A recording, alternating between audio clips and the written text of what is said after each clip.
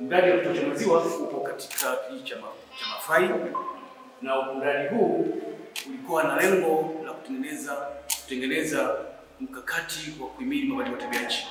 Kwa hiyo wananchi tukaamua tuwapatie mradi huu ili waweze kufanya maziwa na kupata tija kutokana na biashara ya maziwa. Mradi umetoa ng'ombe 40 na mpaka sasa ng'ombe 80 katika kijiji cha Mafai kijana. Tunashukuru mradi kwa kutujengea kiwanda kwa ajili ya kuongeza thamani ya maziwa au kwa ajili ya kuongeza bidhaa za maziwa. Baada ya kukusanya maziwa yetu pale, tukishahakikisha kwamba yana usalama na yana ubora wa kutosha kwa ajili ya mtumiaji, tutakuwa tunaichukua tunaingiza kwenye mtambo wetu hapa. Lakini kama unavyoonekana mtambo wetu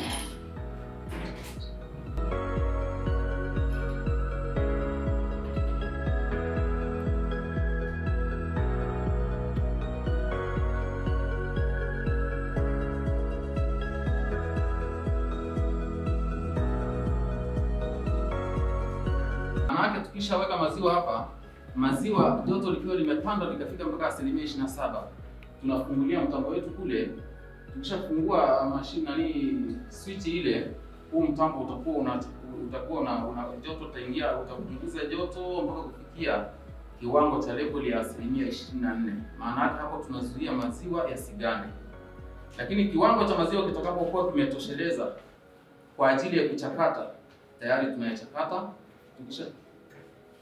Tunazima mtambo. Tukishazima mtambo kule, kwa ajili ya kupunguza ile joto, tutayachakata maziwa, tutafungua kwenye hiyo koki hapo, tutakuwa tunamimina maziwa sasa kuweka kwenye vifungashio tayari sasa kwa ajili ya kuwezesha maziwa. Lakini pia kuna aina za maziwa ambazo tunategemea kutengeneza. Kuna mtindi, kuna aina ya maziwa ya strawberry na vanilla. Yote haya tumefundisha na mradi wa Nairobi Office.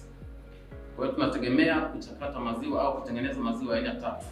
Mtindi, maziwa ya kawaida ya mtindi, kuna strawberry na kuna vanilla. Mimi naamini sasa hivi watu wa mkoa wa Dodoma tunatakiwa kuwasaidia watu wetu kuwa na uchumi imara, ukiachana na kilimo.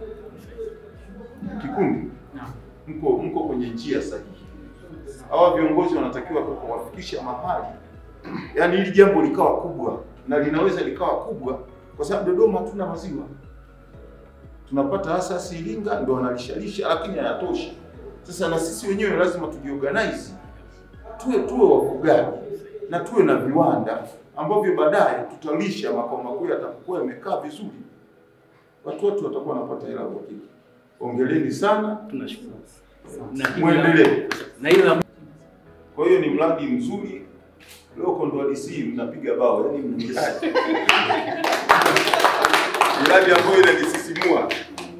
Kwa sababu yani kwa maana ya maendeleo watu wetu tushaendeleza sana, lakini shida watu wetu bado maskini. Namna gani tunawatoa kwa maskini? Sasa hichi mnachokifanya, hii ndio ukoje? Yani mtu akifuga ng'ombe, watasomesha, watafanya nini? Hakutakuwa na shida kwa sababu Kilimanjaro wanatuzidi kwa ufugaji wa ng'ombe. Wamesomesha sana. Wajane wale wana ng'ombe.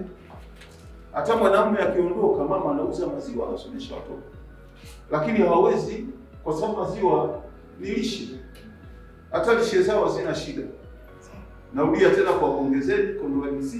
Naomba sasa kuendelea.